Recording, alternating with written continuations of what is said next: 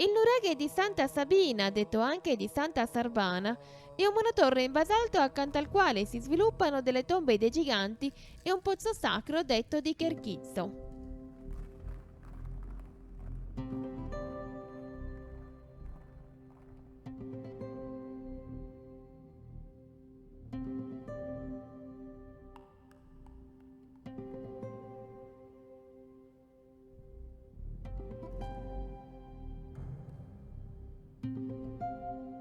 L'ingresso della struttura presenta un architrave ristrutturato e un corridoio in cui la parte destra è occupata da una nicchia d'andito, mentre sul lato sinistro si diparte una scala che sale sino al livello superiore in senso orario.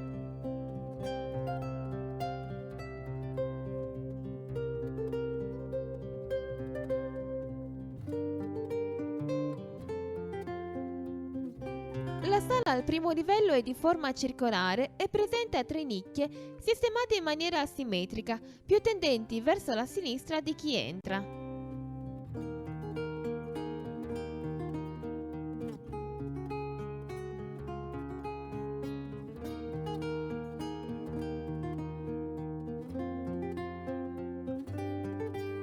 La camera risulta coperta dalla tolos e costituita da filari irregolari di macigni dalle dimensioni eccezionali.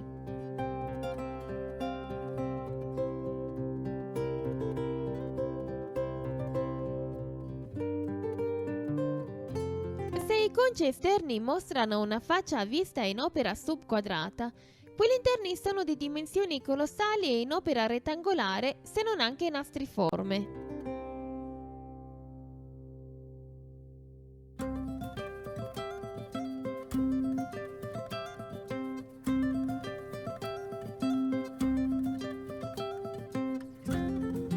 La scala sale al livello superiore dove si presume si sviluppasse un'altra camera.